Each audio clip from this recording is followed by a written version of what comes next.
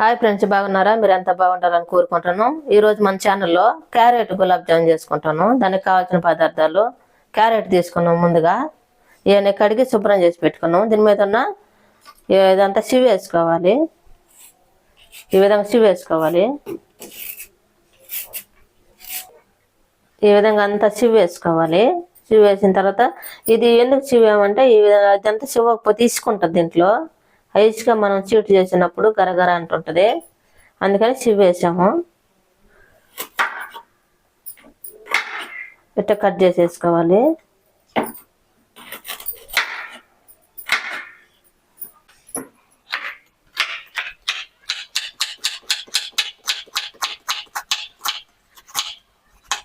ఈ విధంగా అన్ని ముక్కలుగా చేసేసుకోవాలి. ముక్కలు చేసిన తర్వాత మిక్సీ జార్లో వేసేసుకోవాలి. వీటిని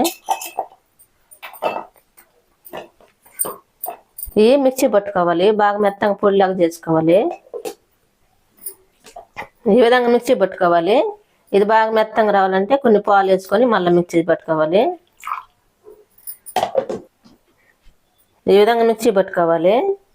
కాసి చల్లార్చిన పాలైనా వేసుకోవచ్చు, పచ్చి పాలైనా వేసుకోవచ్చు. ఈ విధంగా మిక్సీ పట్టుకున్న తర్వాత పక్కన పెట్టేసుకున్నాం. మనం క్యారెట్ మిక్సీ పట్టుకున్నాం కదా, దాంట్లోనే కొంచెం చక్కెర వేసుకొని మళ్ళీ పట్టేసుకోవాలి.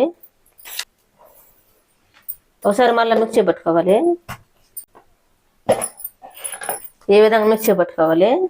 ఇప్పుడు స్టవ్ వెలిగించుకోవాలి. స్టవ్ వెలిగించుకొని బాండీ పెట్టుకోవాలి. బాగా వేడైన తర్వాత నెయ్యి వేసుకోవాలి.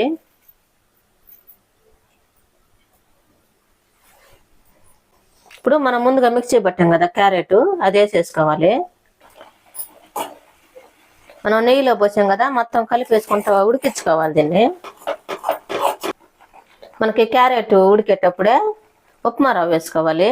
అంటే మన సూజీ రవ్వ అంటారు కదా, అది. ఇది కూడా బాగా ఉడికించుకోవాలి. మన ఉప్మా రవ్వ కొద్దిగా వేసుకుంటే మనం క్యారెట్ అంతా గట్టి పడిపోద్ది, లూజ్ ఏమి లేకుండా ఉంటుంది.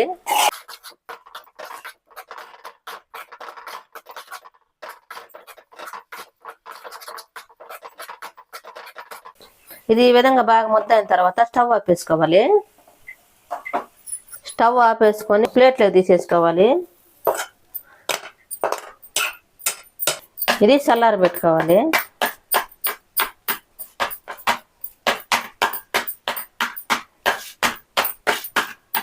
మళ్ళా స్టవ్ వెలిగించుకోవాలి. బాండీ పెట్టేసుకోవాలి. మనం ఇప్పుడు ఈ గులాబ్ జామ్ కోసం పాలు మరిగించుకోవాలి.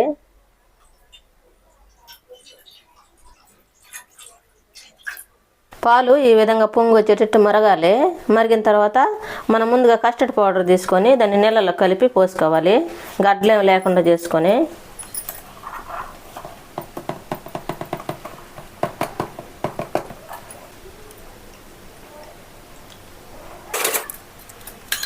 ఇది గడ్డలేం లేకుండా ఈ విధంగా కలిపేసుకోవాలి.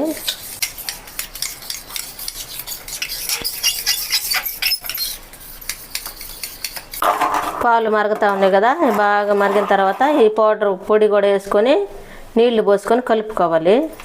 ఇది కూడా పాలల్లో పోసుకొని కలిపేసుకోవాలి. ఈ విధంగా బాగా గడ్డలు లేకుండా కలుపుకున్న తర్వాత చక్కెర వేసుకోవాలి. ఒక 2 స్పూన్ల దాకా చక్కెర వేసుకుంటాను. ఇది కూడా బాగా కలిపేసుకోవాలి. ఇప్పుడు ఆలుక్కాయల పొడి వేసుకోవాలి. ఆలుక్కాయలు దంచి వేసుకుంటాను.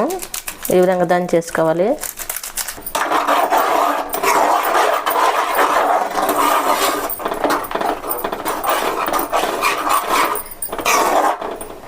ఇప్పుడు స్టవ్ ఆపేసుకోవాలి. ఇది ఒక బౌల్లోకి తీసేసుకోవాలి.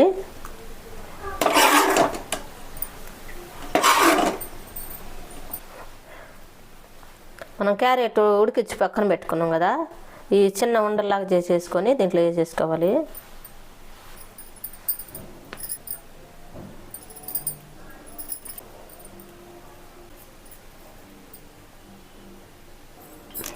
అన్నీ ఒక బౌల్లోకి తీసుకున్న తర్వాత జీడిపప్పుతోటి గార్నిష్ చేసేసుకోవాలి. ఈ విధంగా చేసేసుకోవాలి. ఎంతో టేస్టీగా ఉండే క్యారెట్ గులాబ్ జామ్ రెడీ అయింది. మీరు కూడా మీ ఇంట్లో చేసుకుని ఎలా ఉందో మా కామెంట్లో పెట్టండి. లైక్, షేర్ చేయండి, సబ్స్క్రైబ్ చేసుకోండి, పక్కన ఉన్న బెల్ టక్కని. Thank for watching.